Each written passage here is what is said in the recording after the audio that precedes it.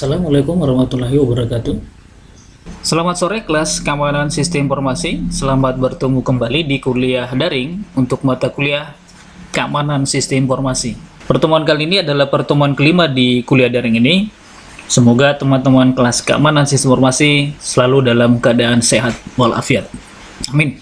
Baik, kelas, sebelum saya menjelaskan materi pertemuan kelima ini, yaitu tentang evaluasi keamanan sistem informasi, saya akan terlebih dahulu menjawab dulu atau menjelaskan dulu pertanyaan dari beberapa teman kita di pertemuan sebelumnya, yaitu tentang materi kriptografi dengan bahasan kriptografi modern. Baik, ini dia yang ditanyakan oleh beberapa teman kita di kelas sebelumnya, yaitu bahasanya tentang kriptografi modern untuk algoritma enkripsi dengan rangkaian bit. Nah, yang dipertanyakan teman kita itu adalah, Pak, ini angka 9, 13, dan 6 ini dapatnya dari mana, Pak? Oke, dalam contoh algoritma enkripsi dengan rangkaian bit, di pertemuan sebelumnya saya menyebut bahwa pesan dalam bentuk rangkaian bit dipecah menjadi beberapa blok. Bisa menjadi blok 4 bit, 3 bit, dan seterusnya. Nah, di sini contoh plain text yang saya tampilkan di materi pertemuan sebelumnya, yaitu plain text itu adalah 1001111010110 yang merupakan bilangan biner. Nah, untuk kriptografi modern, perbedaannya saya sebut kemarin bahwa kalau dia kriptografi klasik itu berorientasi karakter, sedangkan kriptografi modern itu berorientasi bit. Nah, ini dalam contoh yang sebutkan ini, bilangan biner ini, kalau kita membaginya menjadi blok 4 bit, maka bilangan biner yang saya tulis di sini, maka kalau dibagi menjadi blok 4 bit, dia akan seperti ini. 1001, 1101, 0110.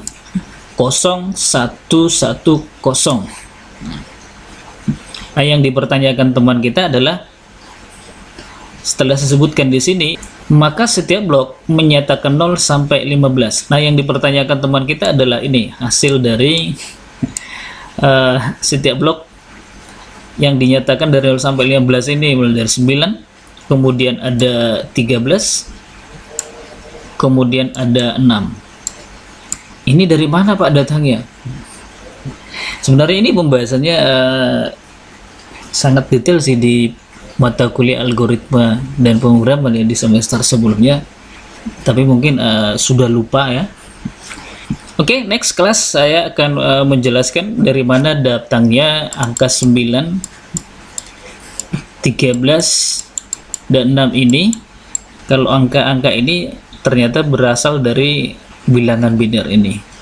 Berarti ini angka 9 berasal dari blok biner ini, sedangkan 13 berasal dari blok biner ini, dan 6 berasal dari blok biner yang ini. Oke, mari ikuti sama-sama. Oke, kelas keamanan informasi, memang bahasannya adalah kriptografi modern. Oleh karena kriptografi modern ini disebut berorientasi bit, salah satunya adalah pendekatannya dengan menggunakan bilangan biner. Nah, bahasan mengubah biner menjadi desimal ini sebenarnya sudah dibahas di beberapa mata kuliah, termasuk yang disebut tadi adalah algoritma dan pemrograman. Hanya kalau sudah bicara tentang bilangan biner ini, kadang-kadang memang teman-teman merasa ini pembahasan yang tidak menarik, malah yang bikin pusing. Di sini saya sebut cara mengubah biner menjadi desimal dan sebaliknya mengubah desimal menjadi biner. Ini memang sering sekali sulit untuk dipelajari pertama kali ya. Memang kalau pertama kali itu apa-apa juga memang agak sulit ya. Nah, sekarang yang jadi masalah, cara mengubah biner menjadi desimal dan sebaliknya mengubah desimal menjadi biner ini sudah sering dipelajari pun masih tetap sulit. Ini dia kata kuncinya ya, masih tetap sulit. Mungkin seperti yang sebutkan di awal tadi, ini materi yang tidak terlalu menarik, tapi bahwa perlu kita pahami bahwa untuk bahasan kriptografi untuk berorientasi bit bahwa pembahasan binary ini menjadi sangat penting.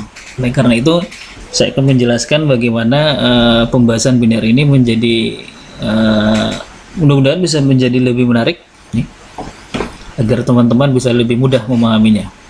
Oke, saya langsung ke kasusnya tadi. Oke, yang pertama bahwa sistem numerik biner atau yang sering juga disebut sebagai basis 2 memiliki dua nilai yang mungkin, yaitu 0 atau 1. Jadi kalau dalam bilangan biner itu ya kita hanya mengenal dua angka ini, 0, 1 untuk setiap nilai tempat. Nah, sebaliknya untuk sistem numerik desimal atau yang sering disebut dengan basis 10 memiliki 10 nilai yang mungkin, yaitu mulai dari 0 sampai dengan 9. 1, 2, 3, 4, 5, 6, 7, 8, 9, 10. Maka disebut dengan basis 10. Nah, ini kata kuncinya ya, yang dua ini. Nah, sekarang kita ke kasusnya tadi. Nah, untuk menghindari kebingungan saat menggunakan sistem numerik yang berbeda, basisnya dapat dituliskan dengan subscript. Jadi kalau dalam satu bahasan ada membahas tentang biner dan desimal, maka bagusnya memang kita menggunakan sistem numerik yang berbeda. Basisnya dapat dituliskan dengan subscript. Nah, ini subscript ini untuk mempermudahnya mengidentifikasi. Misalnya ya, ini misalnya angka binernya itu adalah 1, 0, 0, 1, 1, 1, 0, 1, 0, 1, 1, 0 basis 2. Nah, ini bisa dituliskan dengan penulisan 1, 0, 0, 1, 1, 1, 0, 1, 0, 1, 1, 0. Ini subscriptnya 2. Nah, inilah yang ini bilangan inilah yang menjadi identifikasi bahwa angka ini adalah biner. Nah, sedangkan untuk desimal, untuk angka desimal, misalnya saya contohkan adalah angka desimalnya 155 nih. Nah, ini dapat ditulis menjadi 155 basis 10. Ini subscriptnya dibuat 10. Ini menandakan bahwa angka 155 ini adalah basis 10 atau desimal. Jadi, 155 basis 10 ini bisa dibaca 155 basis 10. 155 basis 10. Oke ya, sampai di sini bisa dipahami ya. Oke, next. Nah, sekarang untuk kasus yang dicontoh dalam materi sebelumnya ini, kita akan mengambil satu blok yang 101-nya. Oke, nanti yang lainnya ini silakan teman-teman cari sendiri. Oke, yang pertama, tuliskan angka biner dan daftar kuadrat 2 dari kanan ke kiri. Bingung nggak kata-katanya nih? Saya ulangi ya. Tuliskan angka biner. Angka biner yang ini tadi. Ini ya, 1001. Oke. Dan daftar kuadrat 2 dari kanan ke kiri. Oke, yang dimaksud dengan daftar kuadrat 2 ini adalah bahwa dalam bilangan biner ada yang dikenal dengan pemangkatan, itu dihitung mulai dari 2 pangkat 0, kemudian 2 pangkat 1, kemudian 2 pangkat 2, 2 pangkat 3, dan seterusnya. Nah, ini maksudnya yang dimaksud dengan daftar kuadrat 2 ini. Nah, misalnya kita ingin mengubah angka biner 1001, ini yang di sampel materi pertemuan sebelumnya itu ya. Misalnya kita ingin mengubah angka biner 1001 basis 2 menjadi desimal. Maka pertama tuliskan bilangan biner tersebut. Ini bilangan biner ini maksudnya kita tuliskan. Nah, kita tuliskan 1 ya. 0, ini sudah saya susun. 0, 1. Oke, sampai sini paham ya? Jadi kalau misalnya kasusnya nanti yang untuk blok yang kedua 1101, Maka kalian menulisnya di sini, kalian menulisnya di 1101. Sedangkan untuk yang ketiga 0110, maka kalian nanti menuliskannya 0110. Itu dia. Itu yang pertama ya. Ini yang pertama. Kemudian tuliskan kuadrat 2 dari kanan ke kiri. Kuadrat 2 itu yang saya jelasin tadi ya, 2 pangkat 0, 2 pangkat 1, 2 pangkat 2 dan seterusnya. Tuliskan kuadrat 2 dari kanan ke kiri. Mulailah dari 2 pangkat 0 yaitu 1, kemudian kenaikan kuadrat 1 per 1 seperti 2 pangkat 1 dan seterusnya. Hentikan jika jumlah digit yang ada di daftar sama dengan banyak digit angka biner. Artinya, kalau kita mulai dari tadi 2 pangkat 0, 2 pangkat 1, 2 pangkat 2, dan seterusnya, jika jumlah digit dalam bilangan biner ini sudah terpenuhi, ya jangan dilanjutkan lagi. Jadi kalau kita melihat contoh ini, kuadrat 2-nya ini adalah 2 pangkat 0, 2 pangkat 1, 2 pangkat 2, 2 pangkat 3. Sampai di situ dia ya. Maka disebut tadi, hentikan jika jumlah digit yang ada di daftar sama dengan banyak digit angka biner. Jadi kalau kuadratnya ini sudah sama dengan bilangan biner ini, hentikan sampai di situ saja.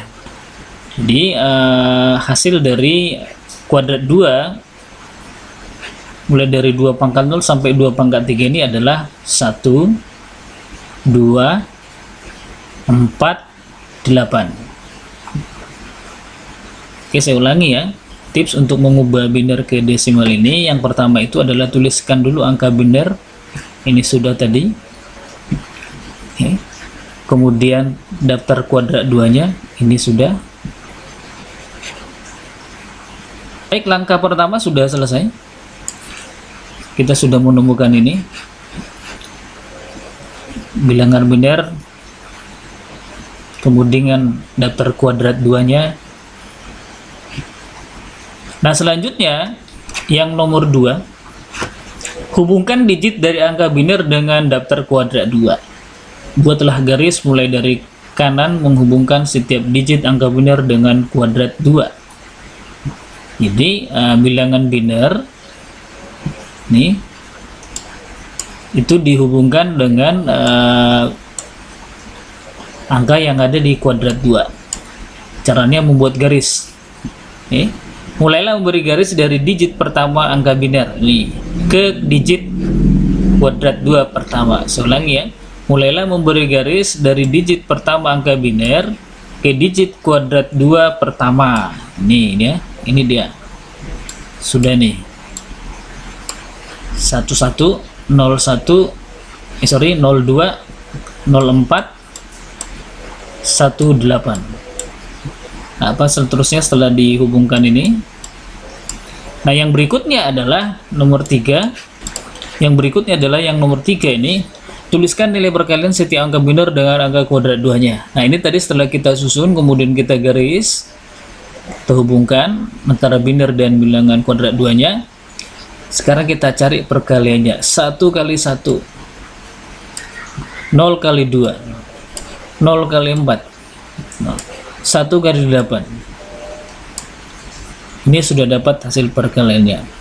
Nah, baik, tips ini tidak mutlak ini ya. Ini hanya agar lebih mudah untuk kalian pahami. Oke, nomor 3 tadi sudah.